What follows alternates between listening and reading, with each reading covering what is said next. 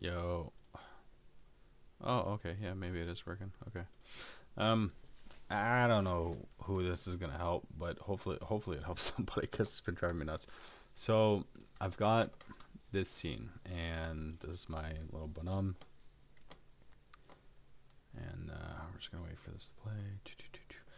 Okay, so he runs around, he punches, he can switch over to his sword, Oh!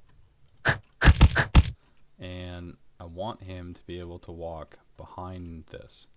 So he's in front of it here, and he's in front of it here. Here he's behind it, but then there he's not. This one, you can see it works properly, even if I try to kind of like dodge into the.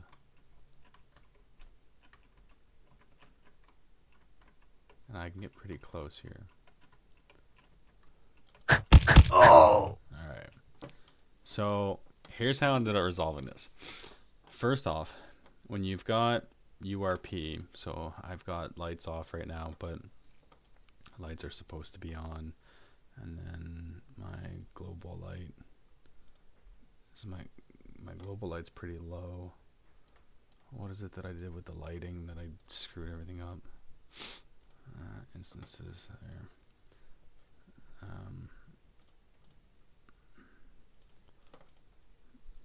Oh, it's because what are these guys set on? Ground 3. Those are supposed to be on instances. Okay. Anyways, without going into too much of this, what was it that I had to say about lights? I don't know. Okay, yeah, with the URP. So with URP on, this guy, he's got his own little light on him right here, and let's just change the intensity a little bit higher, and it's supposed to be working on indices, so let's put that back down actually. Intensity 0.5, and it's also supposed to be affecting what would be ground 1. Okay, and then the global light should also be affecting ground 1. So the URP, Universal Rendering Pipeline, was meant so that I can have light on myself, and I put some point lights here and here to illuminate just a little bit, so it's kind of like dungeon dark with just a slight amount of global light, and then I can go and I can attack and stuff. The point lights show the shadows on like the fists and all that stuff, and so it adds a lot of atmosphere when it's done properly. Now with the URP, when you go into project settings on graphics, you don't have your custom axis here, and the custom axis, which is what is supposed to tell Unity how to render this game object's sprite in front or in back of this character. So you can see like this. Once I get to the y-axis, boop, see I pop behind it. Now that whole y-axis sorting for that sprite can't be done on the project settings under graphics when you have the URP, which I didn't know that. So I had set this all up, and I was going to fix it so that he would show behind and not in front, and I couldn't find it. So then I ended up realizing that you have to go into settings, and under the render data that you link up and everything for URP, that should be a 1. You can do a custom axis from the custom renderer, because having the URP, it overwrites those graphical settings that you have in the project settings. Okay, so it overwrites this section. You'd have to choose none here if you wanted to do that. Now, I fixed this, and because the player, so we'll take a look at my my grid now. Okay, so this is the grid now. Because this object is on instances, and because my player is on instances, not just the body, as you can see here, but also like the hand and the weapon and the sword and everything that he can swap through is on instances. Everything being on instances, that was good, because it was like, okay, good. Now the Y sorter is going to work. But then the problem was that the right hand I want to have in front of the player, right? And then I ended up putting it in, layer 2, and I'm going to undo that. So I wanted to have, a player on 0 and the hands on, let's say player order, let's say like 1 or 2. The sword in this instance, might have been on 2 or 3. What did I actually put the sword on? On 3, so that the sword's always on top of the fists. Let's turn these crystals off, because I always want the sword to show on top of the hands and the hands on top of the player, but they're all on the instance layer, and they all have to be on the instance layer so that the Y sorting will happen. The problem is with the Y sorting, it only affects anything that's on the same order of the same layer. So instance order 1, which was the player body and this thing, which meant that the player was showing behind, but then the fists and the sword were showing in the front. And I was like, well, that doesn't work. So then I ended up finding out that you can do a sorting group. So a sorting group, what it does is you put it on the root object that you want all of the children to be grouped into. So in this instance, I put it on the player. Player doesn't have a sprite. That's irrelevant. And what the sorting group does is you can choose, I want everything in here to be sorted in instances 1, kind of like before, I guess, or maybe after, in the terms of like how it would actually like do all the processing or whatever. But the last thing to get done is this. So even though that it's sorted it into the order, like the body is 1 and the shadow is -1 and the hands are 1 and the sword is 3 and so on and so forth, so that my character looks good to himself, and they're all on instances so that I can affect this. But then at the very end, because of the sorting group, it was like, okay, right before you go to like render and check, lighting and check whether like where the axis is to render that sprite, I'm going to stick all of you guys, despite your personal ordering, into instances 1. And so being that this is instances 1 and my entire player is instances 1 because of the sorting group, he's now able to be Y axis sorted as being behind it when he's up here and in front of it when he's here. Now, the other thing that I ended up realizing, if we go to the sprite for the body, the characters, so the pivot point, okay, the pivot point is the coordinate of the object, meaning that if I take this pivot point and I move it down here, let's say that I was to place this guy, so I was to duplicate him or instantiate him or just drag him out or whatever, and put him at 0, 0, and let's go ahead and put him at 0, 0 right now. 0, 0 for me is on the intersection right here of this grid, X and Y. So it's right here, right in the middle, and that's where the pivot point is. Now if I go to him and I change the pivot point down to, I don't know, let's say his butt, and then hit apply, you're gonna see that the player is still at 0, 0, but it's his butt that's at that XY intersection now, because that's where the pivot point is. I don't want that, because what ends up happening is that if this is the point that determines where it is placed on the y-axis.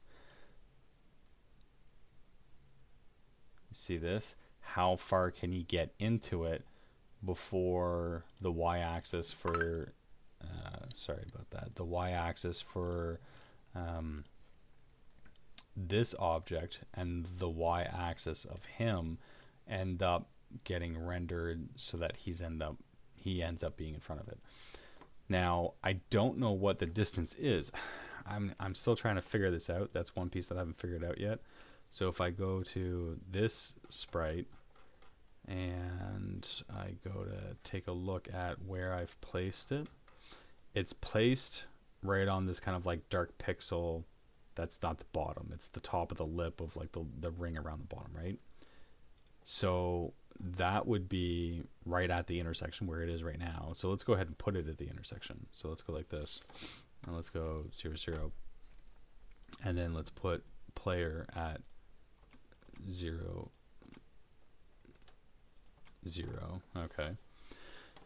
So he's in front of it because they are both at 0, 0, and he's getting sorted in front of it. Now, if I put this at 1, he gets sorted behind it. So that's good. If I put it at 0.9, he's still behind it. So that would mean to me that the distance between this right now, which is 0 on the y, to the player, which is at 0.9 on the y, it's not even one full unit. And he's still behind it. So I don't know what's determining how he's getting rendered in front and back. See, it seems to be at like 0.75. So 75% of a unit. And that's when it chose to render him in that position, right? Anyways, the reason that this is important is because if you take a look at that, at the player, and you take a look at this guy, and you look at their colliders, the colliders are not touching right now. And he is in front of the object, which he shouldn't be because he will end up being behind the object. And this is an issue, right? This I do not want. And so we're just going to move him over a little bit and then hit play. And the way that I ended up resolving that was simply to make the collider larger. So this is the circle collider one. The reason that his hands look all screwed up is because I changed his pivot point, right? Now, if I go over here, he works out just fine. And that's because I had to make a box collider for the larger one. And you can see there now how big it is. So let's bring the player over. Let's grab the both of them. Oops. And just give me a second here. All right. Why is this one not showing me the box collider?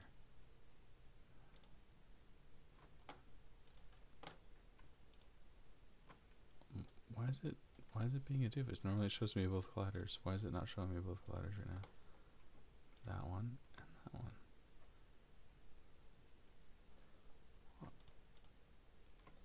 I just finished doing with that. I don't understand what the hell I did wrong.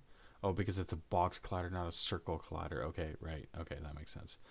Okay, so these are both circle colliders, which is why I was able to do that like whole double pin thing here, right? So that I can see the two colliders.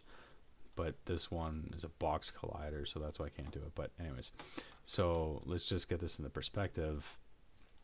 This object, I'll put the box collider, let's say approximately on the grid line, just so that we have some kind of reference. And then I'll take my player, whose collider is way up here, and I'm going to move him like so. So you can see he can still get pretty close. Let's go just a little bit more. Where would he show in front? He'd show in front right here. Okay, colliders, it would be touching because he's on the line, so he can't even get that far. So I've had to extend the collider on the podium, object or whatever, the post object, quite hard. I can't even select it. Oh yeah, I do have it selected. Anyways, I had to extend it pretty high in order for it to meet. So in order to get this whole rendering thing functioning properly with the URP, I had to go into the settings, change from in the URP to get the custom access. I had to put a sorting group onto the player, keep him on instances, but sorted as a group. All of his pieces, even though that they're all on their individuals, I had to give this a box collider to make it large and thin enough, because a circle collider, if I had put it like this tall from down here, the radius, it would have been like way out, so then you can't walk anywhere near it because it just wouldn't function properly. So different collider style, so I made it a little thinner, a little bit taller. And then I got to make sure that the pivot on my player, and I think I have to go fix that because I ended up screwing it up for this little demo here, but okay, I'm starting to get tired. Where am I going here? The body, the sprite, the pivot for this guy is down here, but I want him to kind of be sorted more in the center like he always used to be. And even at that being the spot, the collider was tall enough that this works. So even with him having such a high pivot point, the collider is so tall that it still looks like he's behind it, and relatively properly. Like, I mean, okay, fine. If I was trying to be some kind of like super crazy specific, because this circle thing, you know, like it kind of goes around, let's say maybe to here, I'd want to make a little bit more because he weighs 190 pounds. Okay, no, that's pretty damn close actually. So anyways, so it looks good, you know. I would say, okay, that's a little high because I kind of feel like I should kind of be able to cross. But anyways, this is not like AAA development or nothing here, so give me a break, right? And then this one obviously doesn't work like I was describing. So I got that all working. Boy, am I happy to see this. So yeah, so that's colliders. So I've got my sword, and I can switch with my mouse wheel, and I've got the dodge and all that stuff. I've got lighting. I'm creating the new monsters. I got my whole tile map thing all set up, because I've got some different tile palettes that I'm going to end up creating. I don't have them set up yet there, but so I can do things like this, but separated in pieces, right? So let's just get out of the play mode. But this one here, it's one object, but I do have some of them that are broken up into pieces. So let's just show that real quick. So like this, right?